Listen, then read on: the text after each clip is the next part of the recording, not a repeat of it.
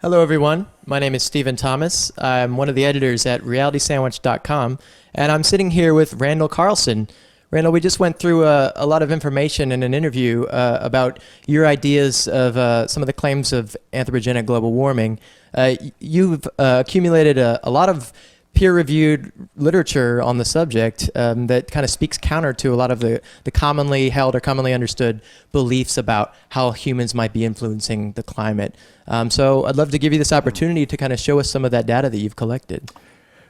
It's difficult to know where to begin, Stephen, but one of the issues we raised in our preceding discussion was in regarding to the accuracy of ice cores to serve as proxies for ancient climatic concentrations of CO2. So, and of course, all I can show you here is just a brief summary of some of the copious literature that's out there. Drawing this from several compilations of research into the atmospheric concentrations of CO2, and in reference particularly to ice cores, here we have a graph that essentially shows the concentration of CO2 in air inclusions in ice cores as a function of depth and pressure, with the y-axis being load pressure in bars and the x-axis being the depth in meters.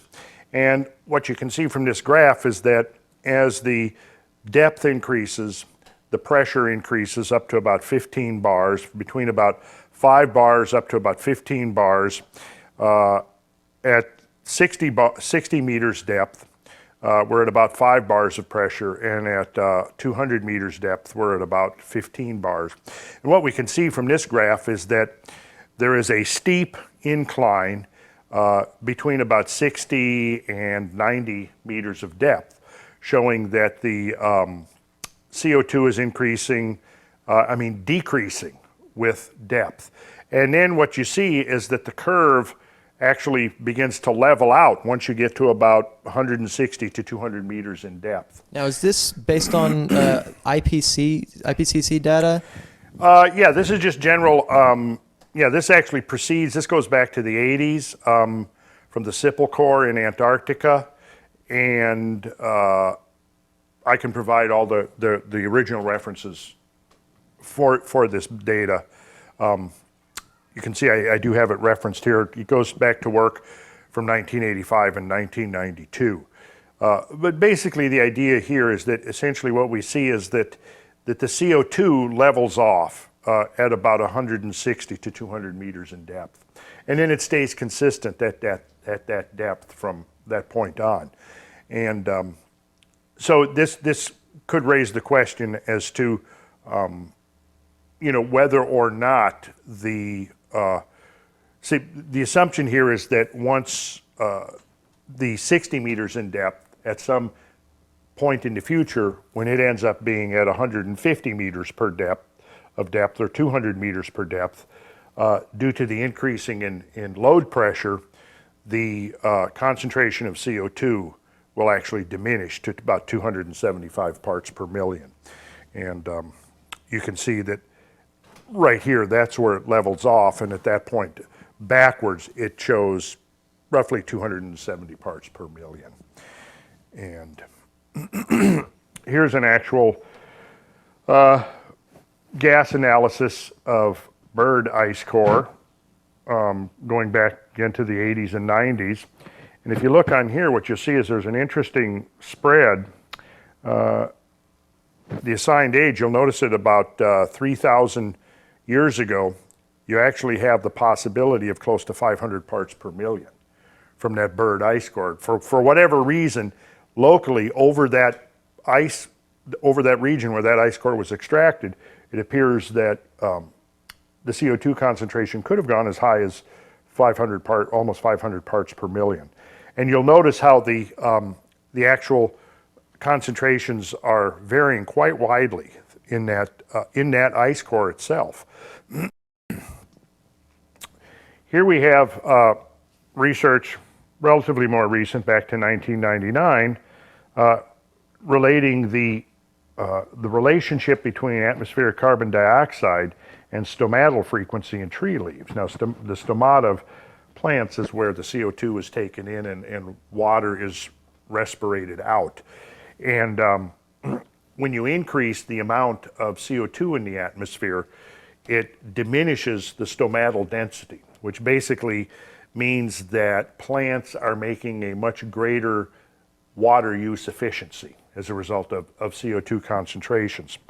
But in any case, the plant stomata provides another means of determining instrumental temperature data on the amount of CO2 in the atmosphere, to contrast with CO2 data from ice cores.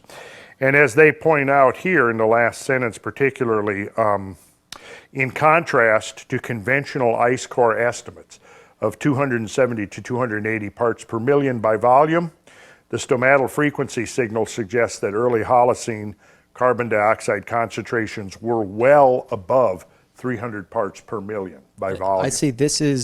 So right there in that sentence, they're kind of directly addressing the conventional ice core estimates, which are the conventional understandings that are held out by people who are in favor of the idea that humans are influencing the Yes. climate, right? It's based on that level of carbon dioxide existing in the past. This is from Science, so this is from Science. This is straight out of the quote-unquote peer-reviewed literature. Okay. And I'm not sure about this particular team.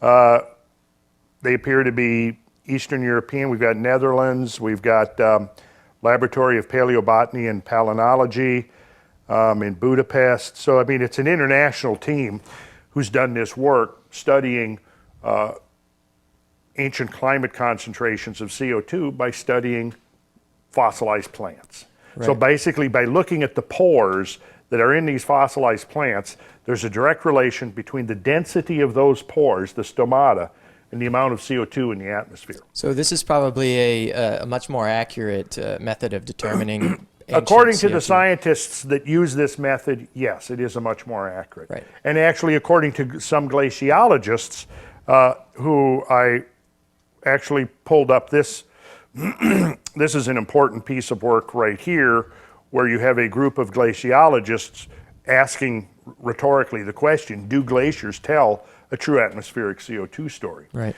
And as you can see here, these are, from the Polar Research Institute, the Arctic Environment Research Center. These are bona fide glaciologists who are basically saying we cannot rely on ice core data for an accurate reconstruction of ancient CO2 concentrations in the atmosphere.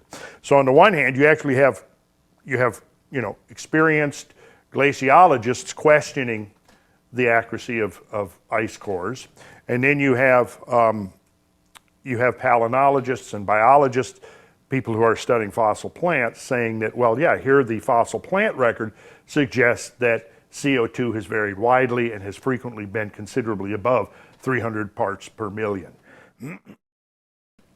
And here we have a series of graphs that essentially represent direct chemical analysis of the actual air, done by chemists over a period of many years. Like I mentioned in the first segment, the chemical analysis of the actual atmosphere goes back nearly 2 centuries. And even the first studies, the first analysis, are still considered to be accurate within 1 or 2%. So here we have, these are just a small sampling of literally hundreds. There have been over 90,000 direct chemical measurements of the atmosphere. These studies were done essentially by sifting through 90,000 of them, boiling them down to 3,000 that these researchers believed represented an accurate, unbiased record of CO2 concentrations in the atmosphere.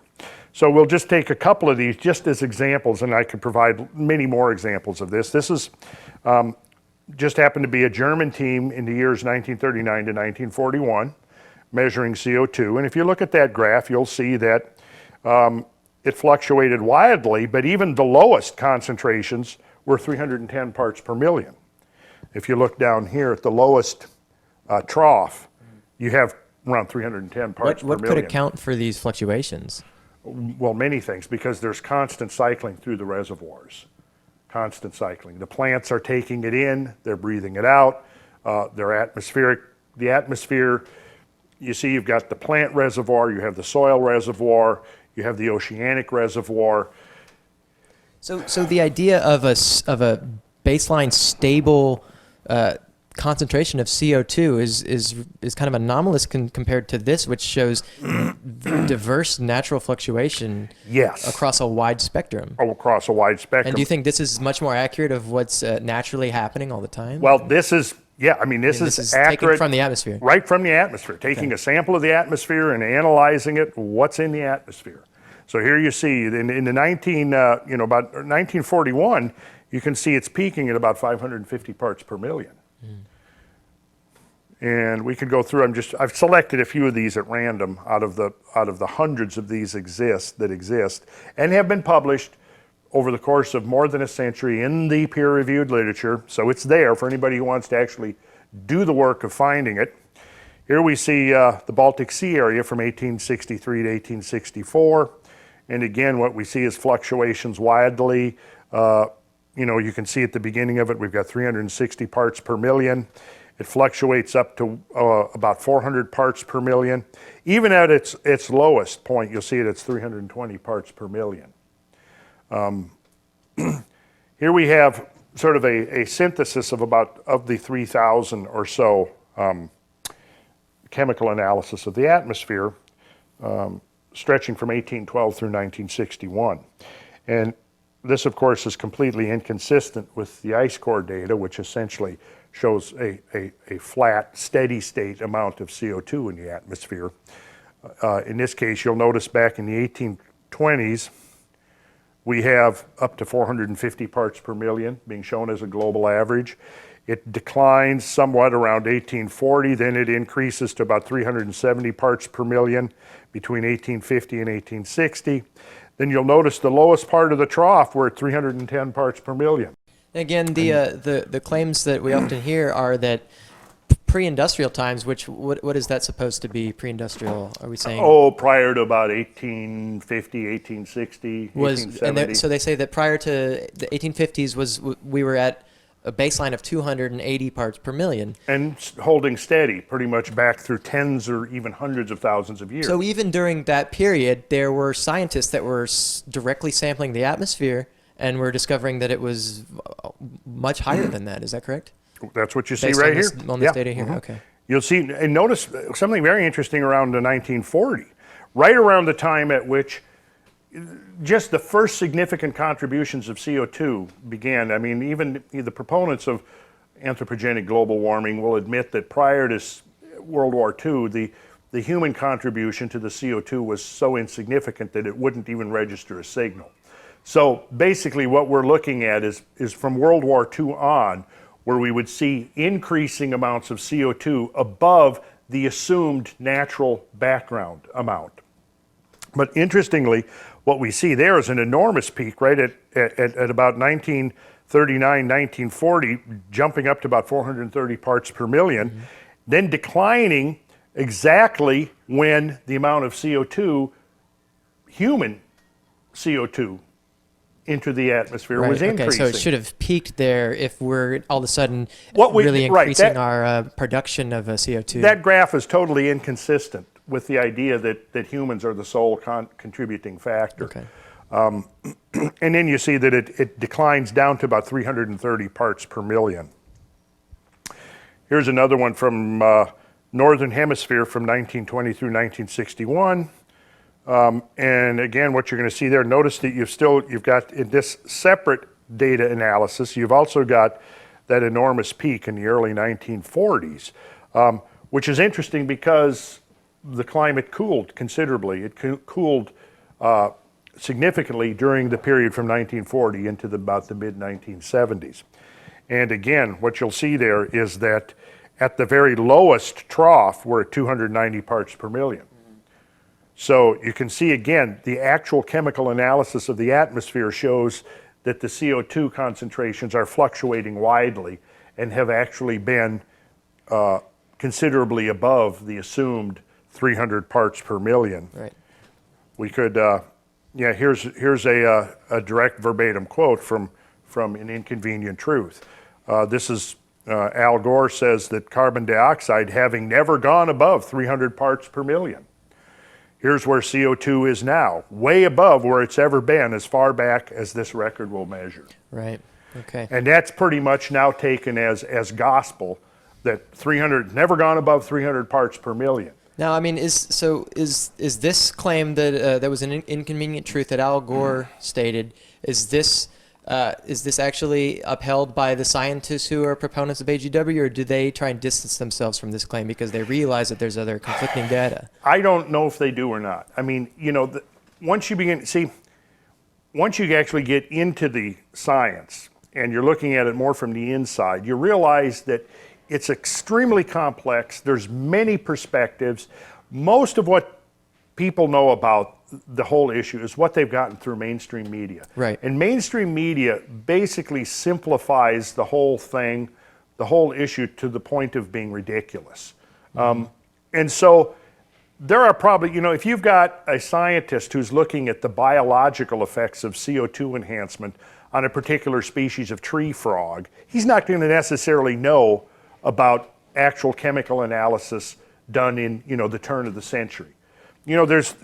Science tends to be very specialized. That's its strength, but it's also its weakness, is that oftentimes you'll have one group of scientists who are doing work that directly contradicts or supports another group, and they're completely unaware of each other.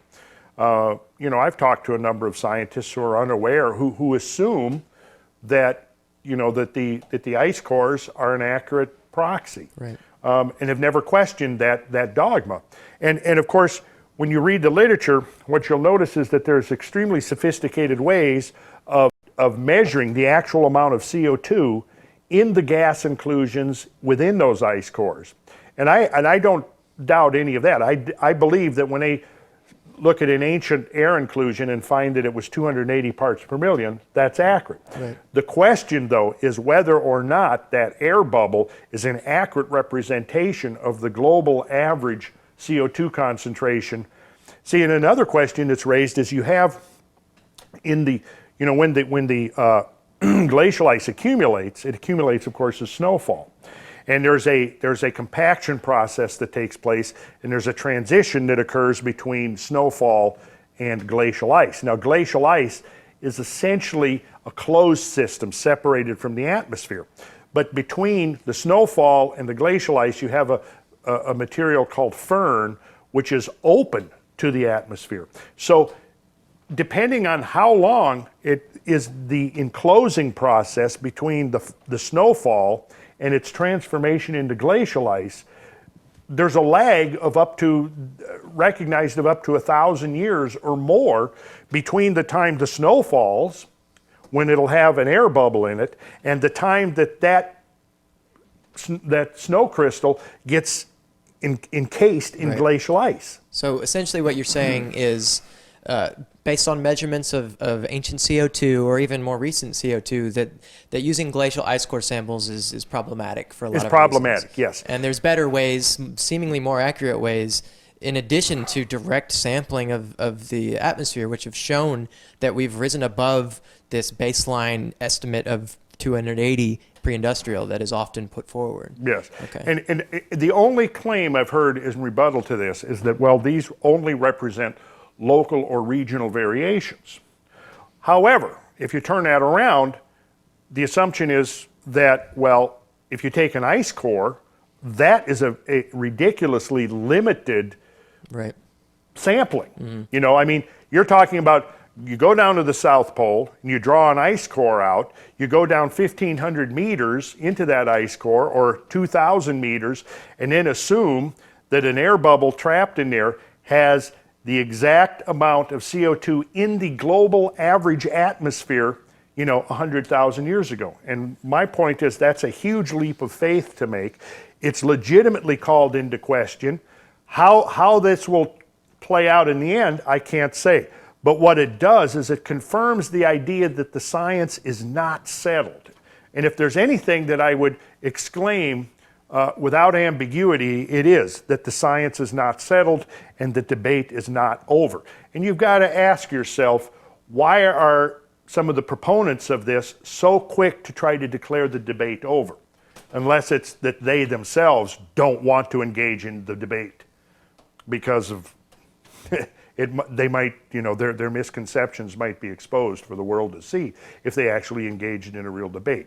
So let's declare the debate over, the issue settled, declare that there's a consensus, and get on with policy and forget the science. Right. So I know you have a lot, probably very much more that you could show us on CO2, but can we talk about maybe other, like what does it really mean then within the framework of the human cause of global warming argument that CO2 levels have an influence on the climate? How is that related to maybe say temperature or something? Well, now see, that's a good point to bring up, because actually, let me go on ahead here, and what I'll say is that we look at the ice cores and we can see that there are CO2 concentrations even within the ice cores. They do fluctuate, and we can also see temperatures. Now, temperatures can be determined by a study of oxygen isotope ratios, which I think is a much more accurate. This is not like studying a gas inclusion, which can be subject to contamination or to biasing for various reasons. The oxygen isotopes, I think, are a pretty accurate indication or pretty accurate signature of global temperature, or at least regional temperature at the time. And one of the things that we would find as we begin looking at the phase, what are referred to as the phase relations between increases in CO2 and increases in temperature, is that the temperature increases wherever the resolution is accurate enough to discern a difference. Temperature change always precedes the CO2 change, and not the other way around. So you have accumulated research that shows that when there are fluctuations in both temperature and CO2, that the temperature changes first and the CO2 follows it. Yes. Whereas it seems like it's implied that when the CO2 levels are going to increase, that's what's going to drive global warming. That's sort of the assumption that, yes, CO2 increases, that drives the climate to warm, when in fact what the data actually shows is the opposite of that. And that would make perfect sense, because if the climate warms as a result of any number of factors, principally the one I would think is the main factor driving temperature changes is the sun, through a variety of means.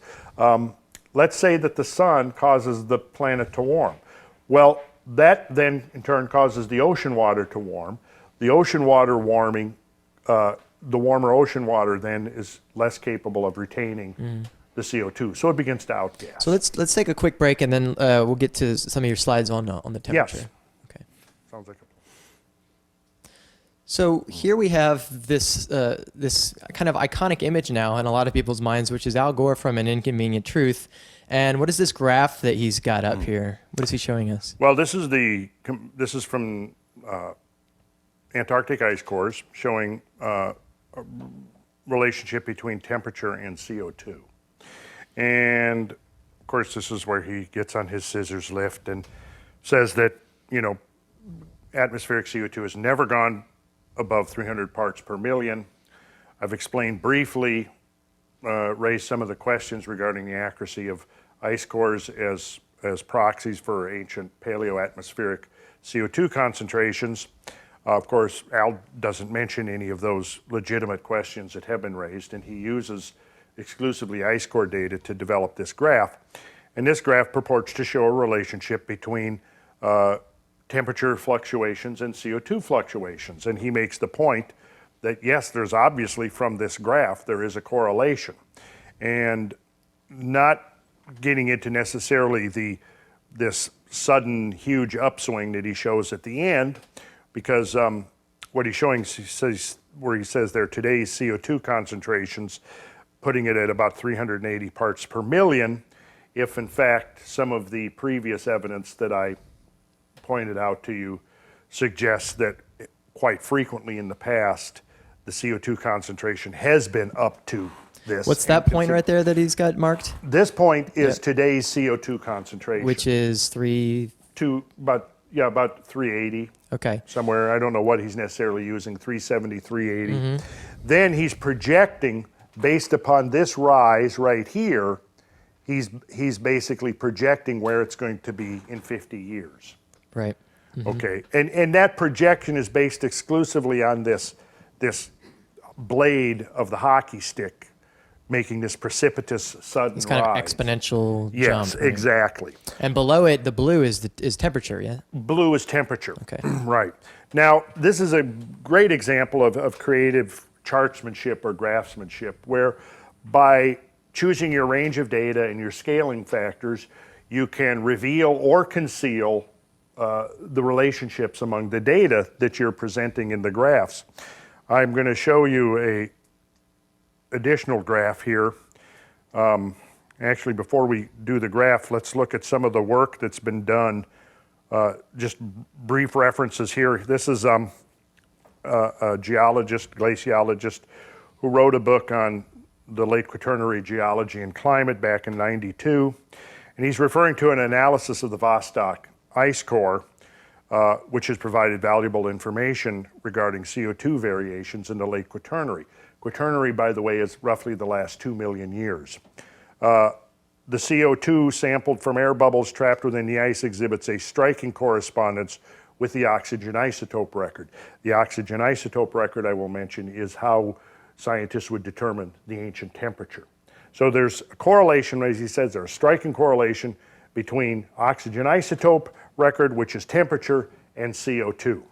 Well, skipping through and getting to the end, he references the phase relations that have been observed by scientists preceding him. And he says here that during the time period between 125,000 and 75,000 years before present, the changes in CO2 concentration clearly lag behind the temperature record. This is what you mentioned earlier, Yes. where the proponents of anthropogenic global warming claim that CO2 drives temperature change, which is Yes. what all the hubbub about CO2 in relation to global warming is all about, is that increasing CO2 is going to be dangerous for our temperature. Yes, yes. And and you're saying that the science shows that it's actually inverted. Right. Now here's the same information, but charted with an expanded y-axis, where it actually, and laid on top of each other rather than separated, so that you can actually see the phase relations. Now, in this one, you see that the red line is the temperature, and the blue lines are CO2 data. And the right-hand part of the graph is 800,000 years ago. The left hand is now. Okay, and right. So what you can see from there is a couple of things. If you look at the present temperature right here, you'll see that frequently the temperature has risen above the present. You can also see from that very clearly that the CO2 has frequently been above the present. where it is right now. This is actually from the ice core data itself. If we hone in on just a couple of select areas, again, what you'll see, the red represents CO2. So we're moving from right to left is from past to the present. So what you see here is clearly, like on the top end of the graph, that this temperature has spiked first, followed later by a spike in the CO2. Anywhere from a century or two up to about 800 years phase lag between the two. This is from the same data that Al Gore used to create his graph, Yes, correct? essentially. So how is it that it gets out of phase when he presents it? Well, it doesn't, because by using the scaling factors that he uses, by separating the two graphs and compressing the y-axis, you cannot tell the actual relationships between them, because you're looking at a 600,000 year time spread on the x-axis. So it looks like they're synchronous. It looks like they're synchronous. Okay. But when you actually stretch the y-axis so you can discern with greater precision and detail the relationship between the two, what you see is that the temperature first, followed by CO2. And if we look at the bottom end of the scale, it'll show basically the same thing. You will see that the temperature drops to its low, it begins to climb, and then that is followed by the CO2 that begins to climb. And one can say here, this is from, again, peer-reviewed literature, Science, the timing of atmospheric CO2 and Antarctic temperature changes. He's talking, this is quoting directly from the article, this confirms that CO2 is not the forcing that initially drives the climate system during deglaciation. Rather, deglaciation is probably initiated by some insulation forcing, in other words, the sun, which influences first the temperature change in Antarctica and then the CO2. So that is suggesting that the sun on its own accord is contributing to the changes in the planet's temperature, and as a result, we get changes in CO2? Yes, because the oceanic reservoir, as I mentioned earlier, it contains about 38 trillion tons of CO2. And there's a constant flux between the ocean and the atmosphere, and that's being driven by climate, because as the ocean, that is being driven by temperature change. So as the climate cools, the ocean is more capable of sequestering CO2. When the climate warms, and then as subsequently the ocean warms, it outgasses the CO2, pumps more CO2 into the atmosphere. From a completely, this is again a separate team of scientists, Science, 1999. As he says here, air trapped in bubbles in polar ice cores constitutes an archive for the reconstruction of the global carbon cycle and the relation between greenhouse gases and climate in the past. And then he says here, high-resolution records from Antarctic ice cores show that carbon dioxide concentrations increased after the warming of the last three glaciations. And this is what the data shows. In all cases where the resolution is great enough, just as it says here. Okay, here's from another distinguished climate physicist. He wrote, the main evidence proving that CO2 does not control the climate, but at most can play a second fiddle. In all cases where there is good enough resolution, one finds that the CO2 lags behind the temperature by typically several hundred to 1,000 years, which is best estimate as how long it would take an oceanic response to atmospheric temperature change. Thus, the basic climate driver, whatever it is, affects the climate equilibrium and the temperature changes accordingly. Once the oceans adjust on a time scale of decades to centuries, the CO2 equilibrium changes as well.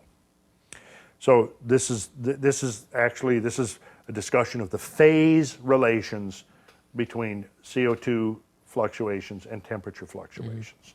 So the main thing to take from this is that the implication of the global warming constituency and Al Gore in The Inconvenient Truth is that it's the CO2 that's driving temperature. Sure, and that's the big topic within anyone's consciousness about global warming is that we have to watch our carbon emissions, right? Yes. Okay.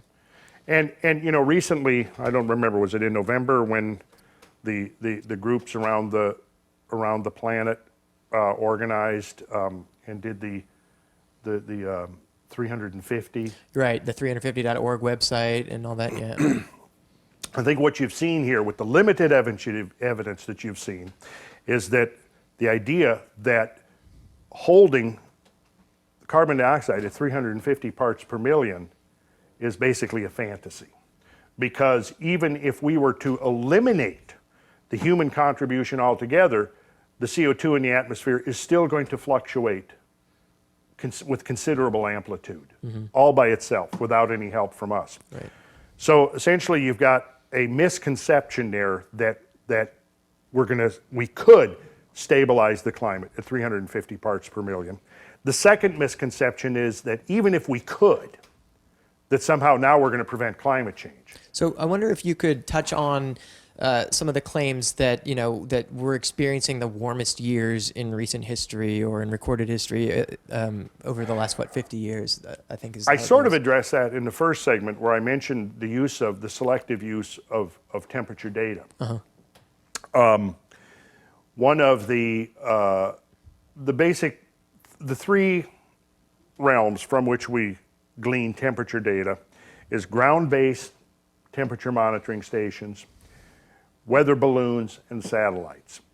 The IPCC relies almost exclusively on ground-based temperature data Ground-based temperature data is subject to contamination by a host of different factors, primarily being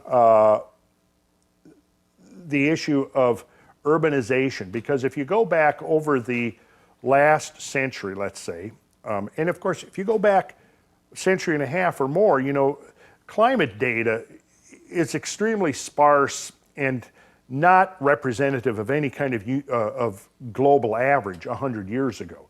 I mean, let's put it this way. If you we're here in Georgia, so let's use Georgia as an example. If you were going to determine the average temperature of Georgia, how many temperature stations would it require? 10, 100, 1,000 in order to get an accurate? What distribution would be required? And then elevation and... Think of all of the factors that would influence. If you don't have an uneven distribution, for example, if we have more temperature data coming in from the southern coastal plain than from the northern mountains, well, that's going to bias the temperature to appear warmer.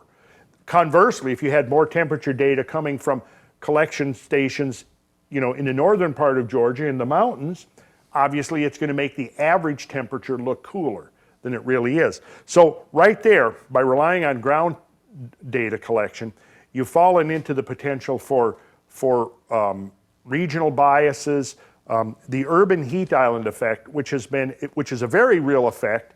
The proponents of anthropogenic global warming have tried to discount or dismiss the idea of the urban effect, but it's very real. And basically what that is, and everybody I think knows this intuitively, that it's going to be warmer in the city than it is in the surrounding rural areas.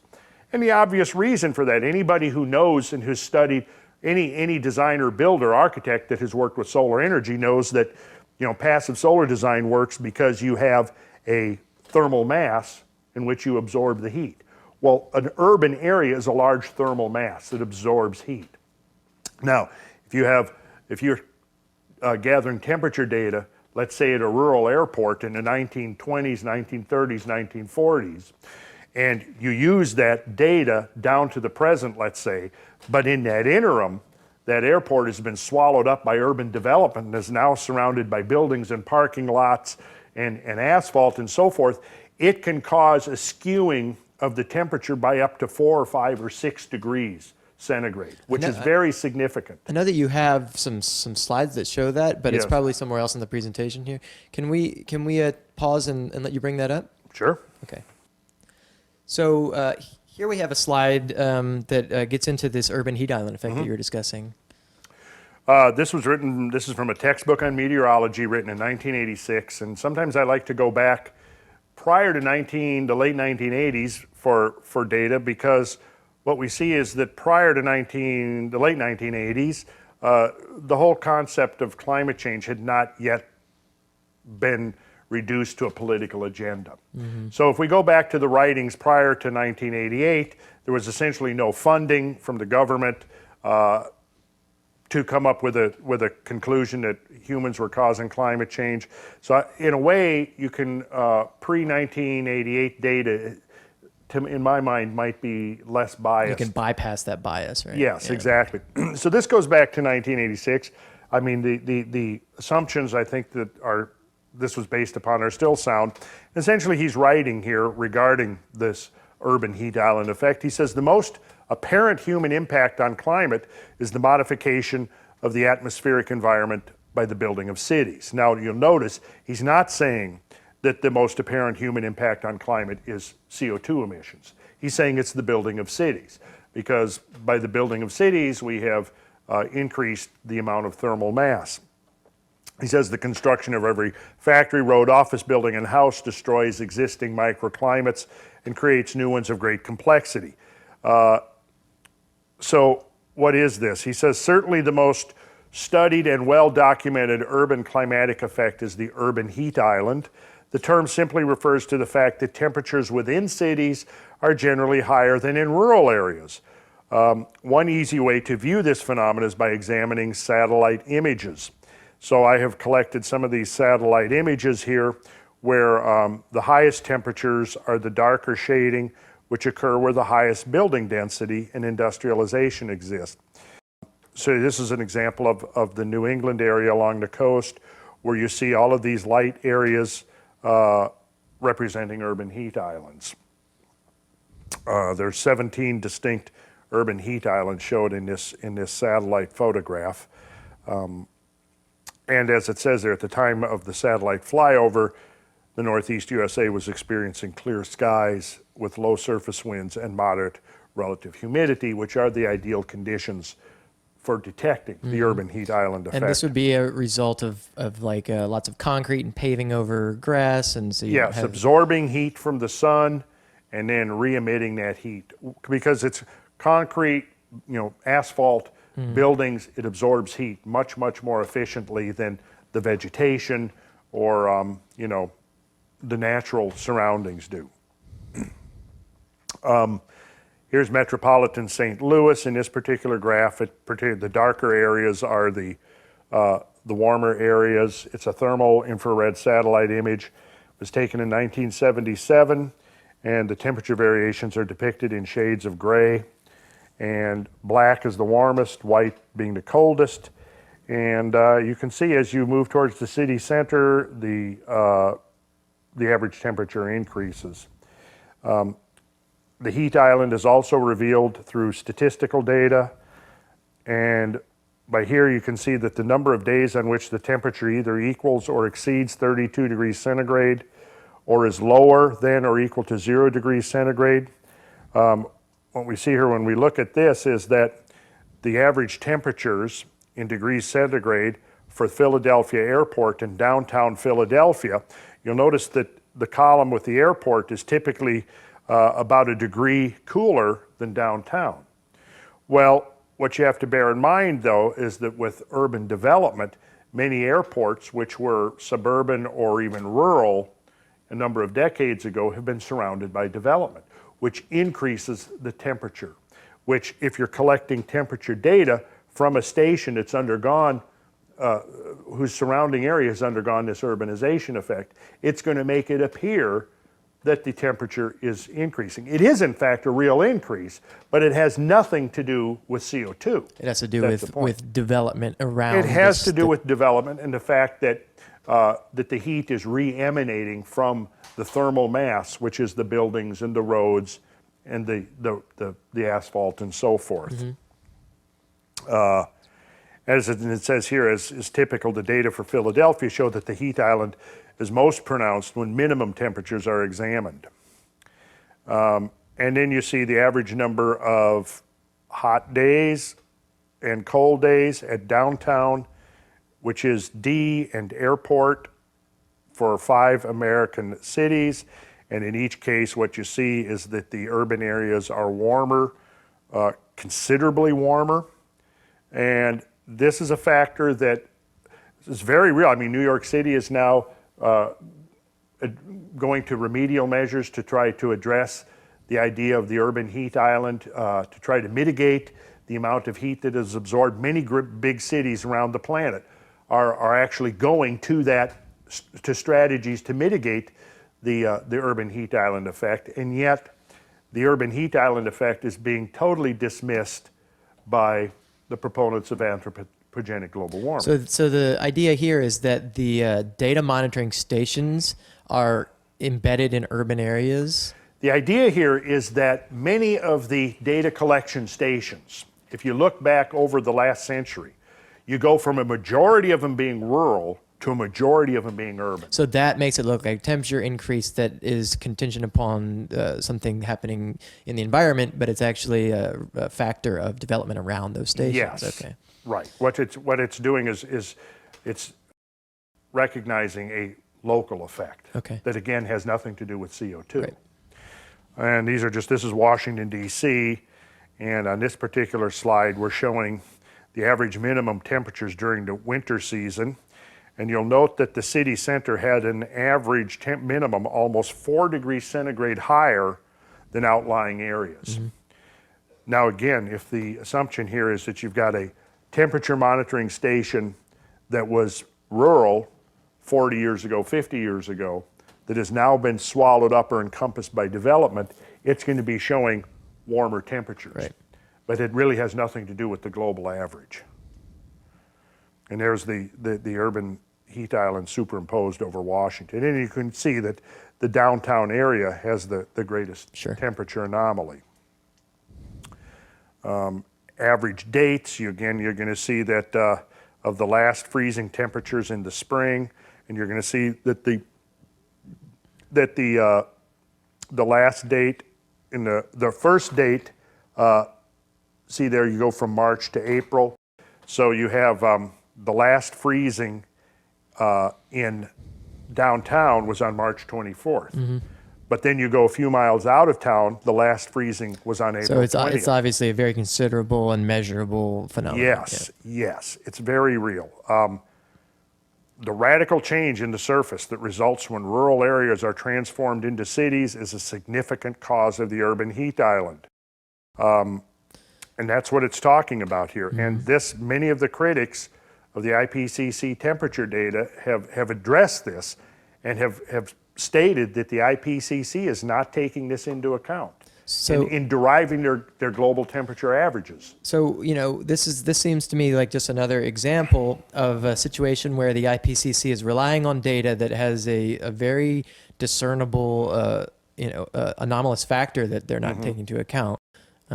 So again, like alongside the ice core samples and things like that, it's something that makes the data that they use questionable when we're analyzing global warming. Makes the data used questionable. Yeah. Now, how this plays down, if we had an honest debate about it, remains to be seen. I'm inclined to think that, if we had an honest debate, unbiased by political objectives, that the urban heat island would be acknowledged as being a contaminating factor within the surface temperature data.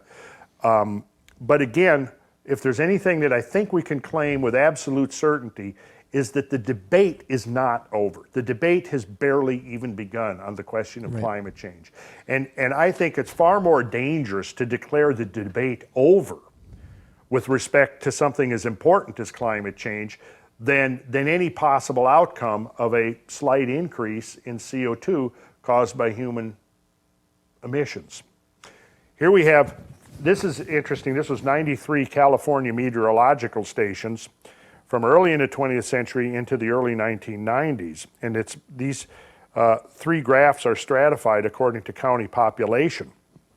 Now what you'll see on here is that the lowest graph, where the average Fahrenheit temperature is 56 degrees on the linear average there, that is for counties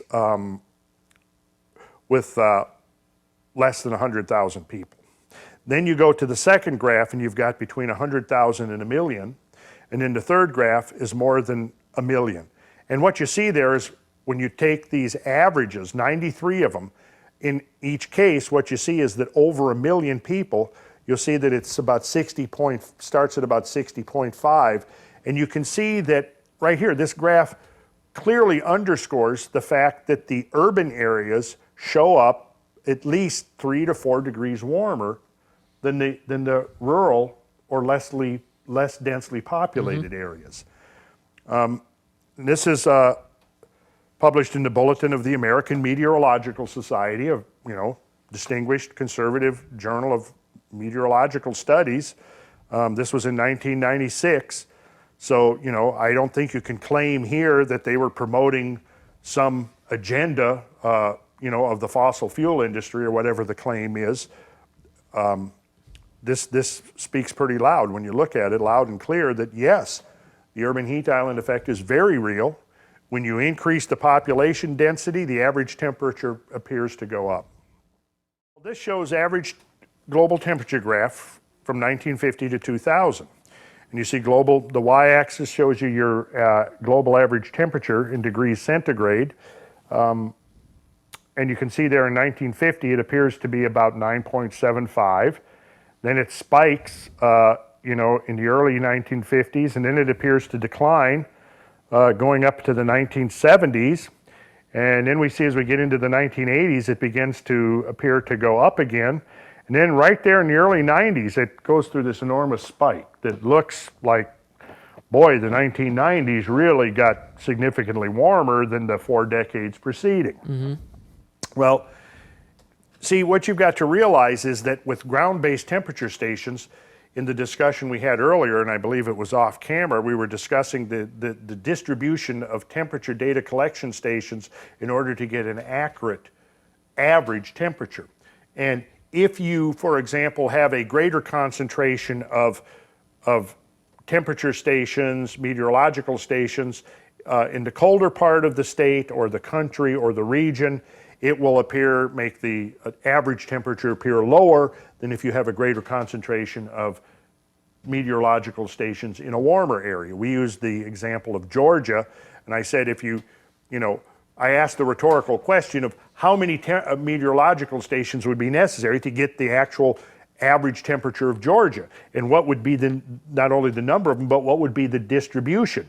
And no matter what number distribution you use, it's not going to necessarily be an exactly uniform depiction of the temperature. If you have more temperature stations in the southern part of the state, the average will look warmer. Well, when we look at this particular data, what it appears is that the temperature really took an enormous jump through the 90s. Right, and this could be taken to as understanding of a relationship for a global warming argument. Which Yes, is that the climate is now warmer than it's been in however long. Okay, well now let's look at another graph.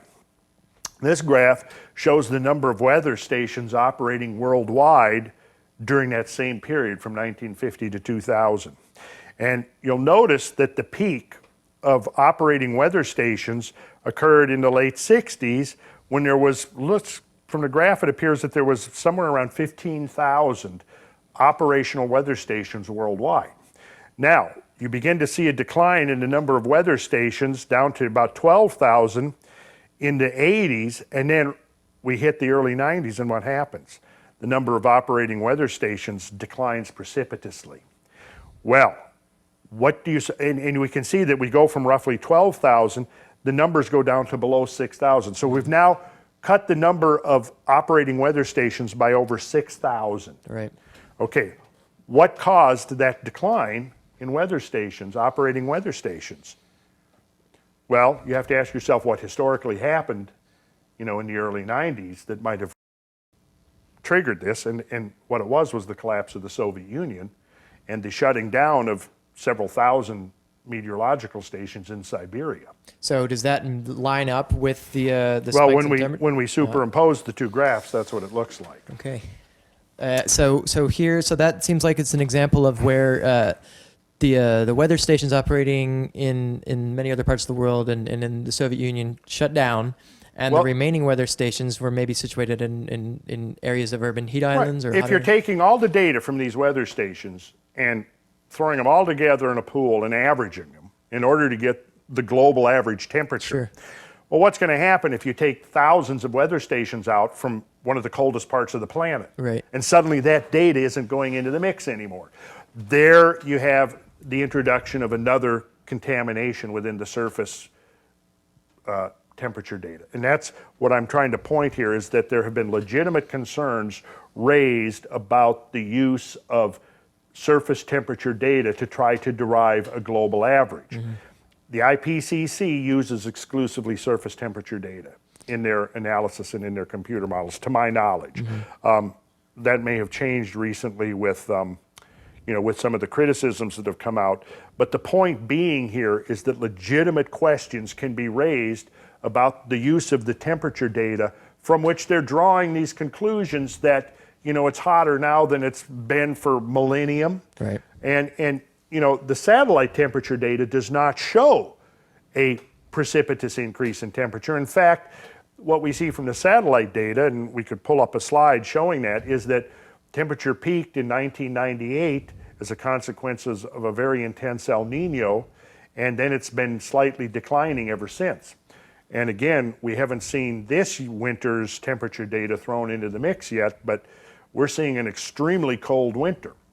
And I would actually honestly question a number of believers in anthropogenic global warming that had they never heard any media reports about global warming, would they conclude from their own experience that the climate is on the verge of a catastrophic warming?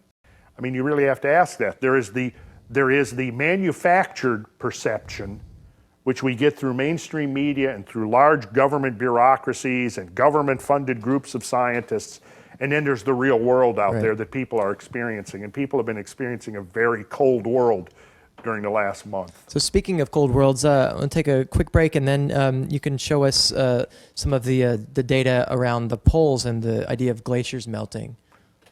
Let's do it. So here we have some slides that are going to show us a little bit about what's going on with the ice caps that are melting that we always hear about. Mm-hmm. Okay, so what do we have here? Well, first of all, we have some studies here from the Greenland ice sheet. 2 boreholes that were drilled in the 1990s, and then actually measuring the temperature of the ice within the core that's extracted as being related to, as it says here, measured temperatures down through an ice sheet relate directly to past surface temperature changes. So this is quite interesting, because when you go down and you reconstruct the past history of the Greenland ice sheet, we'll start with that. We see that after the termination of the last glacial period, temperatures in our record increased steadily, reaching a period 2.5 degrees Kelvin warmer than present during what is referred to as the climatic optimum. Then they cool to a minimum of 0.5 degrees colder than the present around 2,000 years ago. The record implies that the medieval period around 1000 AD was 1 degree warmer than present in Greenland. And after the Little Ice Age, temperatures reach a maximum around 1930 AD, which is actually consistent with a lot of the temperature data we have from the early part of the 20th century. That shows the 1930s as being the warmest decade of the century. The climate history for the most recent times is in agreement with direct measurements in the Arctic region. The results show that the temperatures in general have decreased since this CO2 since the climatic optimum, and that no warming in Greenland is observed in the most recent decades. And you can see these graphs here. Actually, one we have, the first graph is for 100,000 years, the second graph is 10,000 years, and the third graph is the last 100 years. If we focus on the second graph of 10,000 years before the present, we'll see that right at this point is the present, and we go back, we see that the climate actually dips here into what was known as the Little Ice Age, and then we have a medieval warm period, which was significantly warmer in Greenland than at present. Mm-hmm. Then we have what's known as the Roman cold period, which was roughly 2,000 to 2,500 years ago. And then we get back into the climatic optimum, where you can see that the temperature was substantially warmer for a long period of time than it is at present. And if we go back over the last 100 years, right here, we see the same kind of a trend. Actually, this is over the last 2,000 years. And what we see here again is that for most of the last 2,000 years, the temperature has been warmer over Greenland than it is at present. It's right there in the data. We also have studies showing that the ice mass has been growing in the interior of Greenland. This is a continuous data set of Greenland ice sheet altimeter heights from a European remote sensing satellites.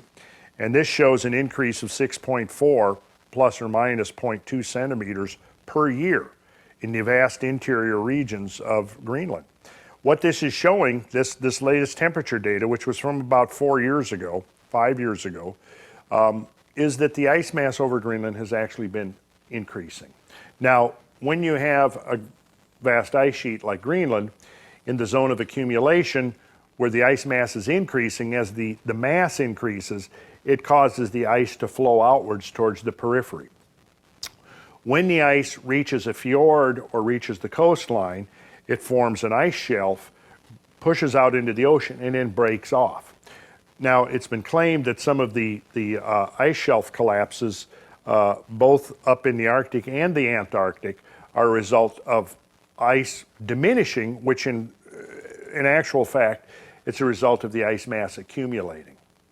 So Greenland's ice mass, according to these studies, has been increasing during recent decades and not diminishing. This graph is just another variation on the same data, which again shows that the red graph line shows the increase in ice accumulation above 1,500 meters. Then when we talk about the Antarctic, before we talk about the Antarctic, let's look briefly at the Arctic sea ice extent. And if we look at this series of graphs, this is from the International Arctic Research Center and the Japan Aerospace Exploration Agency, which together monitor the amount of sea ice over the Arctic Ocean. Now, it's important to realize that the Arctic is an ocean, and there's ice floating on top of the ocean, but there is water under that ice. And it's subject to considerable interannual variability. If you go to the South Pole, we're talking about a continental landmass with an ice cap on it that's surrounded by ocean. So it's almost like the asymmetrical opposite of the Northern Hemisphere pole, which is an ocean surrounded by land. The South Pole is a continent surrounded by ocean. So the dynamics are considerably different. Now, studies which I can refer any interested party to show that the ice mass over the Arctic Ocean has varied considerably through time, even to the point of perhaps disappearing altogether. Now, if this occurred, it was obviously totally a natural phenomena or in response to natural forcing mechanisms. But what we have here anyways is the extent of sea ice. I've just drawn a couple of these graphs. This was taken from last August 15th.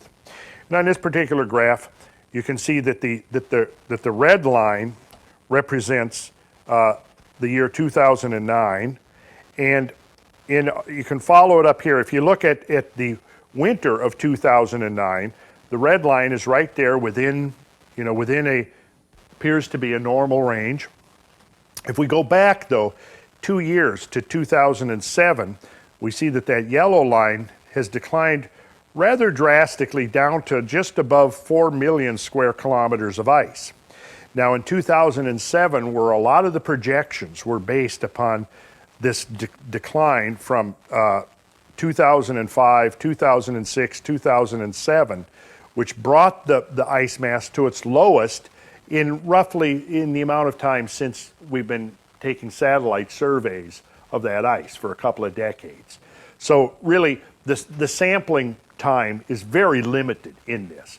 So to say then that the ice has diminished to amounts outside of the normal variability is a claim that can't be made with only a couple of decades of records. Sure.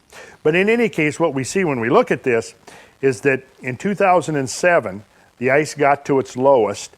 A lot of projections were made at that point as to the future mass balance of the Arctic Ocean ice, which all, of course, showed this catastrophic disappearance of the ice. The problem was, as you can see from the orange line, the next year, the amount of ice increased by hundreds of thousands of square kilometers.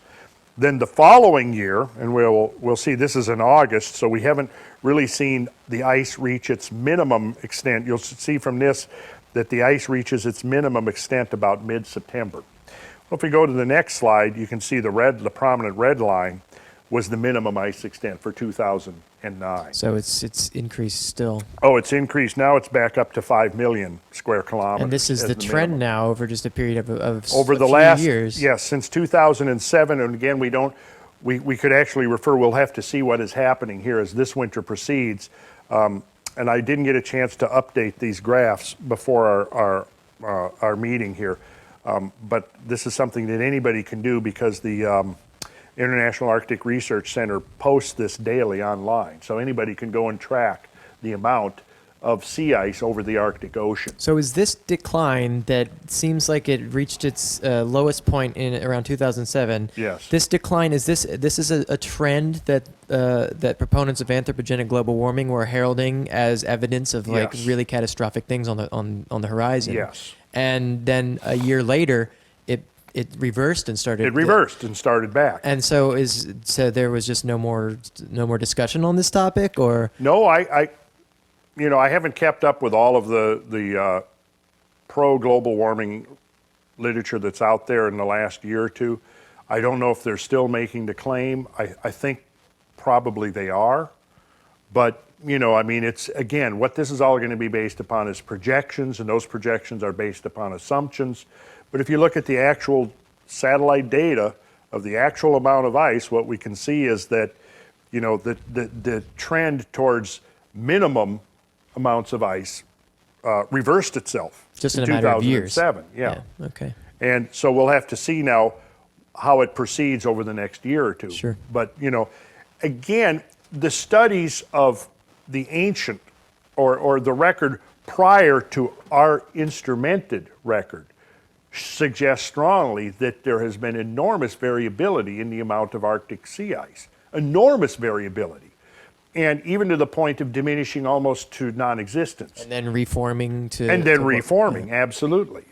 During that period of climatic optimum, it's very possible that the ice diminished. I feel like the picture of of the ice and of the Earth is such that that's put forward is such that it's been this kind of stable, homogeneous sort of thing that only in the last 50 years has really started to deteriorate. That is a gross misconception. Okay. And that's one of the other things I'm trying to emphasize here is that yes, when one begins to study the climatic and environmental changes pre the times when anything could have been blamed on humans, at least their industry, what we discover is extraordinary variability. The climate and the environment of the Earth has demonstrated extraordinary dynamism over the centuries and over the millennium. It has undergone changes that have far exceeded anything that we have yet accomplished. And you cannot have a rational discussion about climate change or projections of future climate change without looking at the big picture of past climate change. And we're talking, at the last, what I consider a real global warming, which occurred at the end of the last ice age, we had ice caps melting. Now you got to picture an ice cap over, again, we were talking earlier in the first segment, if you have if we had a time machine and we could go back to 13 or 14 or 15,000 years ago, the northern United States up to the Arctic Circle was mantled under an ice cap, and from the Atlantic Ocean to the Pacific Ocean, and that ice cap was probably bigger than the one mantling the South Pole at present. And in a few thousand years, that ice cap was gone. Raising the mystery, because in order to melt ice, it takes thermal energy. You have to apply heat from somewhere. Now, back in the early 70s, a consortium of scientists got together and identified what they referred to as the energy paradox, because they were using a time span of 10,000 years to get rid of the entire ice mass of the last great ice age. They came up with an average annual recession rate of the ice sheet margin of 260 meters per year. Well, once they worked out that average recession rate, they soon realized that nowhere on Earth was there heat energy available to melt ice that quickly. Okay, well, since the 1970s, what we've learned is that the actual time span during which the ice, for the most part, melted away was probably less than half of the assumed time then. And also, it was not a uniform process. It was a very non-uniform, non-linear process, so that there were episodes within that melting of the ice where enormous masses of meltwater poured into the ocean. Marine geologists and oceanographers have identified what they refer to as meltwater pulse 1A and meltwater pulse 1B during these times during which these enormous amounts of meltwater were reconveyed back to the ocean, causing ocean levels to rise dozens of feet in a very short period of time. We don't know what was driving that, see? My point is that any rational discussion of climate change needs to look at the big picture. And this gets into your research in catastrophes and Yes, yeah. yes. I consider myself a catastrophist. My interest in what I study is the history of the Earth as a function of the catastrophic events that have occurred, which I believe are the dominant effects that we see within the biosphere, within the environment. We have been blessed during historical times with a period of relative environmental stability. But if we go back beyond historical times, what we discover is this enormous variability. And in fact, I even go so far as to say that, our history is a function of the fact that the last global catastrophe occurred within a few centuries prior to the beginning of recorded history. And once one begins to understand the extreme nature of some of these global catastrophes that have repeatedly occurred through the history of the planet, one can begin to understand perhaps why the history of modern humanity is less than 1/20th of the time that modern humanity has occupied the planet. And to me, that's got to be one of the major insights and perhaps reorientation of our thinking here, is that we're so exclusively focused on our effects on the climate that we're neglecting that there are much bigger forces at work here, and that could be to our detriment. And in regards to the question you raised earlier about, well, why is it not a good thing that we're looking at this, and that if we impose restrictions on our carbon dioxide emissions and so forth, if it's helping the environment? First of all, I'm not convinced that it's helping the environment. But secondly, what I feel has happened is that the entire discussion of climate change has been hijacked to refer exclusively to human-induced climate change. and to CO2. And to CO2 as the single driving mechanism of climate change. Right. And I could state categorically that's not the case. It's one factor amongst many. And so I'm not saying that we shouldn't learn about CO2, that we shouldn't learn about our own imprint on the climate. Absolutely we should. That's important research. But I think it's also important to keep things in perspective, because if you look at the history of temperature change and the history of human culture and human civilization, what you see is the same pattern repeated over and over again. Periods of global warming have been associated with cultural advancement, with prosperity, with extended lifespans, reduced infant mortality. The converse is that periods of global cooling have been associated with collapses of culture, with contraction of the growing season, a diminishment of food supply, the onset of infectious and contagious diseases, and so forth. If you look at the trend of temperature as a cooling mechanism, as a warming mechanism, what we see is that first of all, the temperature has never been stable at any point that we can discern it. Never been stable at all. So the assumption that there has been a pre-industrial stable climate is completely erroneous. It's never been stable. It has always been either warming or cooling, and the coolings have always been more detrimental to humans and to the environment than the warmings have. Back to the data that you have here. This is the Arctic ice that we're looking at, right? This is the Arctic. And there's also questions about the Antarctic ice. Well, if we look at the Antarctic ice, first of all, here is a profile of the Antarctic ice sheet showing a continual regression since the end of the last ice age. This one would need to study this in a little bit more detail, but you can see here, going back to the late glacial maximum profile at 14,000 years ago, and then we can see a continual regression of the ice right up to the present. So the regression of the Antarctic ice over the last 10 to 12,000 years is nothing unusual. It's been ongoing since the end of the Ice Age. So it's not like something that just started in the last century. Okay, however, there is some very interesting research that suggests, for example, the absence of an ice shelf in the early Holocene. Now this means like 7,000 to 8,000 years ago. And what we find there is a lot of the concern that we've encountered in the media recently is about the collapse of some of the ice shelves on the West Antarctic Peninsula. Well, again, that's going to be a normal function of the dynamic nature of a great ice sheet, particularly if the ice sheet is growing in mass. This research suggests that in the early Holocene there was actually a complete absence of an ice shelf, and as these researchers conclude, and this was published in the magazine Geology, this certainly qualifies as peer-reviewed literature, early Holocene retreat of the George VI ice shelf, Antarctic Peninsula.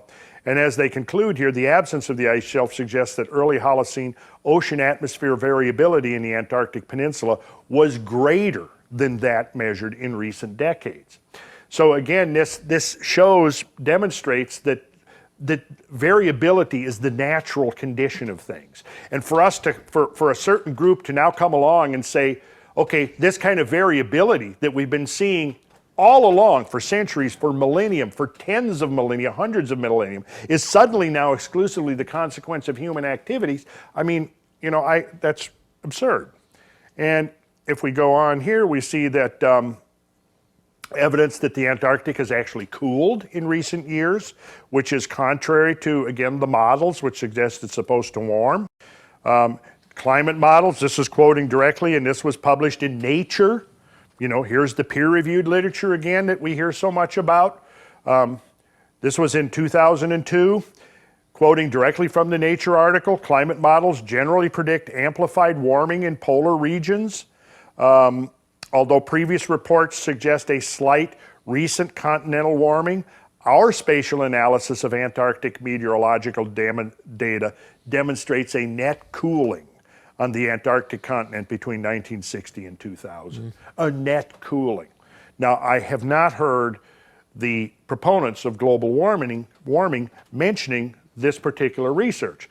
We are told, repeatedly reminded about the peer-reviewed literature. So I would suggest to some of the hardcore proponents of anthropogenic global warming that they actually educate themselves about the peer-reviewed literature. And we can see here, our 14-year continuous automatic weather station record reveals that seasonally averaged surface air temperature has decreased by 0.7 degrees per decade. So that would be in contrast to the the data that you showed with the weather stations that show that they're related to the urban heat island effect that show increases in temperature. That would show increases in temperature. But they could look to this data and see cooling happening. Is this a global cooling, or is no? This is cooling over Antarctica. Okay. Over Antarctica, right?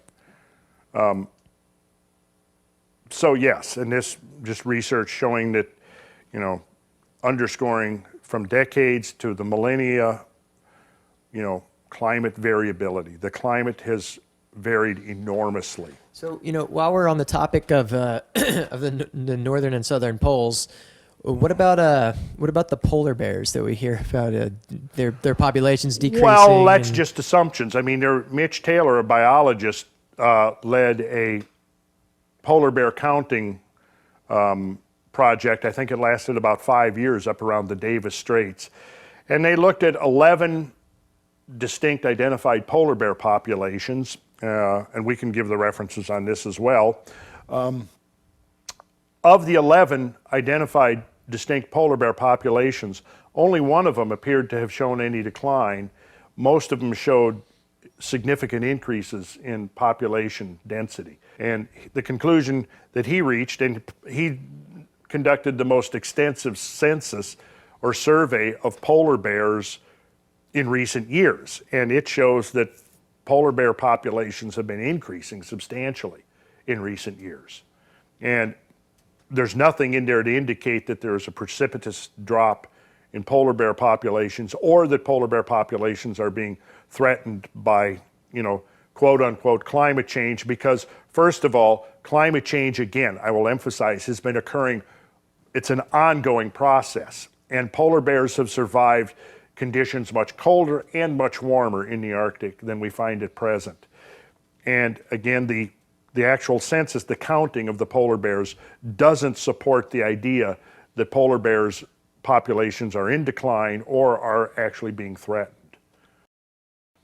So, we've covered a lot of different territory in these discussions this evening.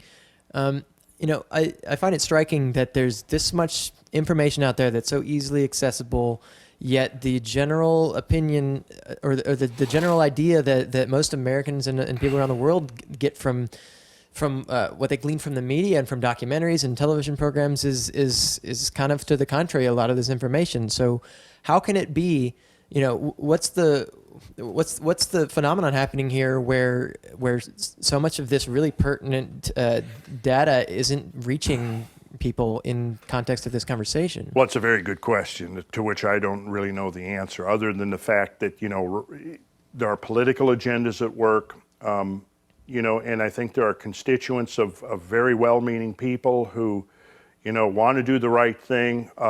They just haven't bothered to actually do the hard work. I mean, you said it's easily available. It is in a sense, but really it's not. I mean, you're looking, I've got information here that I've gleaned over, I spend, this is what I do in my free time. I don't really watch too much TV.